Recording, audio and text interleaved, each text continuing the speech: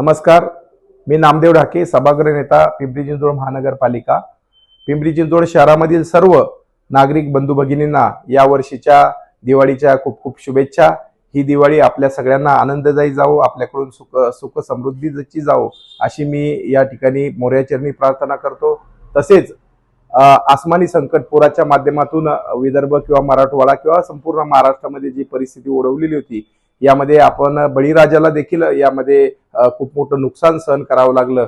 त्यांच्या घरामध्ये देखील एक दिवा लागावा आणि त्यांच्यामध्ये सुख समृद्धी यावी अशी मी या ठिकाणी मोर्याचरणी प्रार्थना करतो। पुन्हा एकदा पिंपरी चिंचवड शहरामधील सर्व नागरिकांना दिवाळीच्या खूप खूप शुभेच्छा।